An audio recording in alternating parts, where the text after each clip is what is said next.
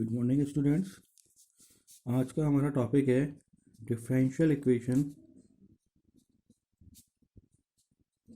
Differential equations with constant coefficient.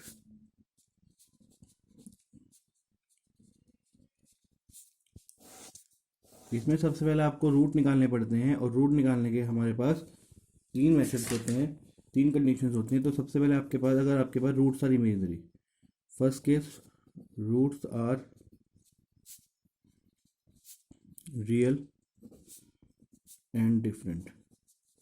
अगर आपके rule real हैं और डिफरेंट है तो आपका सॉल्यूशन होगा y equals to c1 e की power m1x plus c2 e की power m2x plus c3 e की पावर m3x।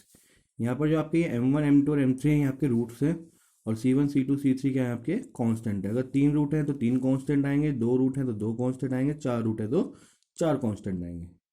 ठीक है। Second one is roots are same. Roots are same, अगर आपके रूट सेम है तो उसका सोल्यूशन होता है y equals to c1 plus c2x plus c3x square e की पावर mx। m तो आपके रूट की वैल्यू होगी, क्योंकि रूट सेम है तो सारी वैल्यू m ही होंगी, और तीन रूट सेम है तो c1 plus c2x plus c3x square, चार होंगे तो प्लस c4x क्यूब इंटू ई की पावर mx। और थर्ड केस होता है रूट्स आर इमेजनरी। अगर आपके रूट रियल नहीं है, रूट्स आपके इमेजनरी। इमेजनरी यानी अगर आपके root a plus minus I B की फॉर्म में, यहाँ पे a को हम क्या बोलते हैं रियल पार्ट और b को हम क्या बोलते हैं इमेजनरी पार्ट। अगर रूट आपके इस फॉर्म में है तो उसका सोल्यूशन होता है y इक्वल्स टू ई की power ax c1 cos bx plus c2 sin bx। ये कब होगा? अगर आपके रूट्स इमेजनरी होंगे। तो तीन कंडीशंस होती हैं आपकी। अब हम इसका क्वेश्चन स्टार्ट करते हैं। क्वेश्चन स्टार्ट करने पे फॉर एग्जांपल हमारे पास क्वेश्चन लिखा हुआ है solve D square Y upon D X square minus का 3 dy upon D X minus का 4y इक्वल टू कितना हो गया हमारा 0।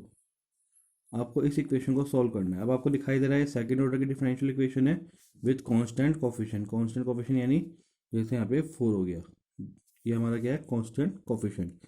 ये जो रूल्स लिखे हैं ये सब मैंने सेकंड ऑर्डर डिफरेंशियल इक्वेशन के लिए लिखे हैं। तो ये जो आपके मेथड नहीं सबके सब सेकंड ऑर्डर डिफरेंशियल इक्वेशन के लिए हैं। सेकंड ऑर्डर डिफरेंशियल मतलब जिसमें D square Y upon D X square given हो। ठीक है। तो सबसे पहले आपको क्या करना होता है, आपको इसकी ऑक्सिलरी इक्वेशन बनानी होती है। सबसे पहले आप क्या बनाएंगे इसकी ऑक्सिलरी इक्वेशन। अब ऑक्सिलरी इक्वेशन कैसे बनती है? जो आपकी D Y upon D X है इसे आप अपने रूट यानी m से रिप्लेस कर दीजिए, यानी इसकी ऑक्सिलरी इक्वेशन क्या बनेगी m स्क्वायर माइनस का 3m minus 4 equals to 0। Y आपका एलिमिनेट हो जाता है तो ये आपकी ऑक्सिलरी इक्वेशन बन जाती है। अब ये आपकी क्वाड्रेटिक इक्वेशन है। अब आपको सिंपल से इसके फैक्टर करना है।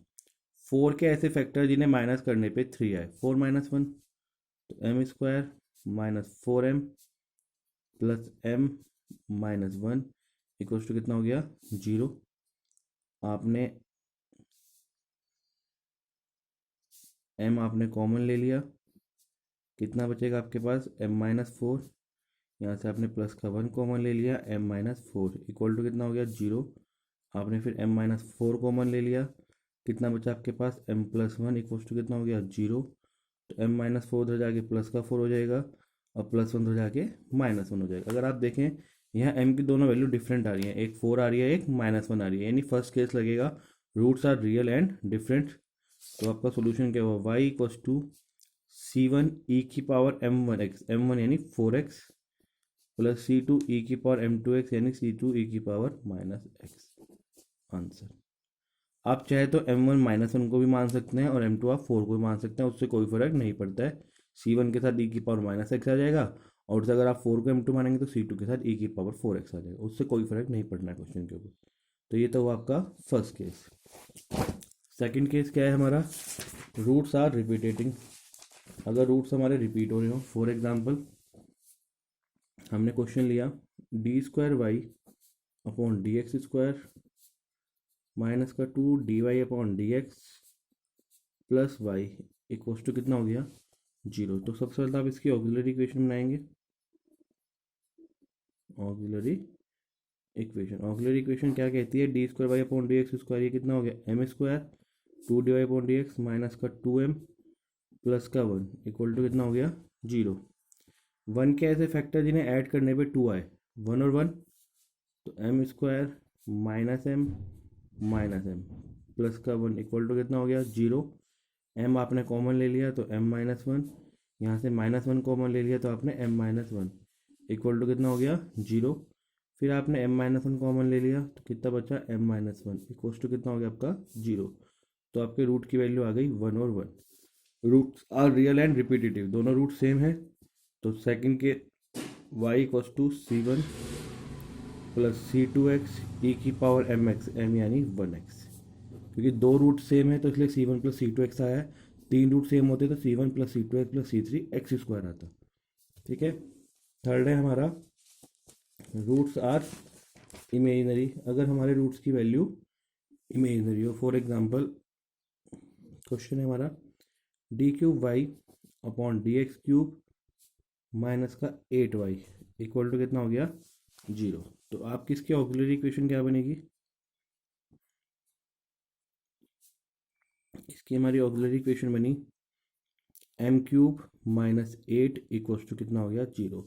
अब ये क्वाड्रिक इक्वेशन नहीं है, ये पावर 3 की इक्वेशन है। तो पहले आप इसे सॉल्व कर देखिए कैसे होगी। 8 को हम क्या लिख सकते हैं 2 की पावर 3 लिख सकते हैं इक्वल टू कितना हो गया 0। तो क्या फॉर्मूला बन गया, ये बना a cube minus B cube का formula. a cube minus B cube का फॉर्मूला होता है a minus B into A square plus A B plus B square. तो इसके अकॉर्डिंग चले तो a m हो गया, b आपका 2 हो गया, यानी m-2 m square plus 2m और b का स्क्वायर यानी 4 इक्वल्स टू कितना हो गया 0।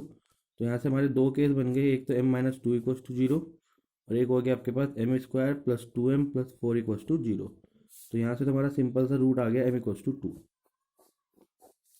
पर अगर हम इसकी बात करें 4 के ऐसे फैक्टर जिन्हें ऐड करने पे 2 आए, नॉट पॉसिबल।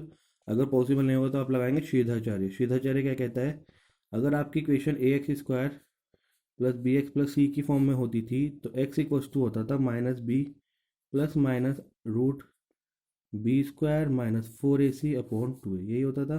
तो अगर मैं इससे कंपेयर करूँ तो b तो यहाँ पे हो गया 2, a कितना हो गया m स्क्वायर का कोफिशिएंट यानी 1 और c कितना हो गया 4। तो m equals to minus B यानी माइनस का 2 प्लस माइनस बी स्क्वायर 2 का स्क्वायर 4ac यानी 4 4 ज़ा 16 अपॉन 2a यानी 2।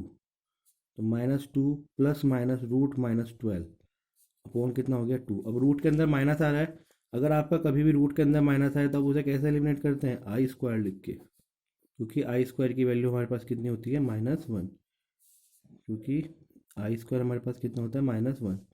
तो 12 के फैक्टर 4 थ्री द 12, तो 2 तो बाहर आ जाएगा।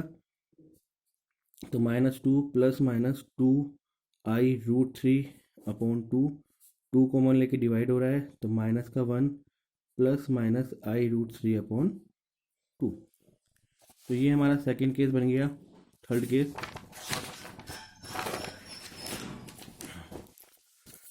m equals to -1 plus minus I root 3 divide by 2 आपका ख़त्म हो गया क्योंकि वो हमने कॉमन ले लिया।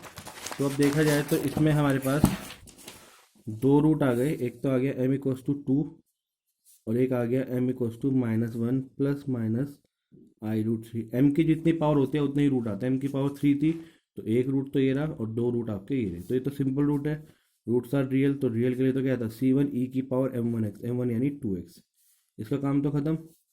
प्लस अब ये थर्ड वाला केस है, रूट्स आर इमेजनरी। अब यहाँ देखें तो रियल पार्ट तो 1 है और इमेजनरी पार्ट आपका कितना है √3।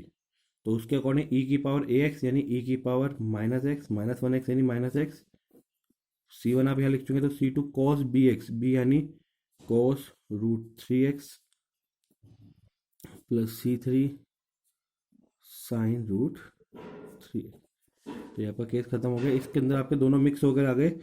ये तो आ गया सिंपल रियल वाला, और ये आपका इमेजनरी वाला। तो पहले हमने रियल वाले के रूल के अकॉर्डिंग आंसर लिखा है, सी वन ई की power M one X, M one यानी टू एक्स। और इमेजनरी वाले का आंसर क्या होता था, ई की power A X plus C one cos B X plus C two sine B X. तो ए कितना होता था, रियल पार्ट यानी ई की पावर माइनस एक्स हो गया, minus one X. C two, क्योंकि सी वन हम पहले ले चुके हैं, तो C two cos B, B यानी रूट थ्री एक्स, और plus C three sine B X, B यानी रूट थ्री एक्स। तो ये आपके तीनों केसेस के अंदर आ गए हैं। Thank you.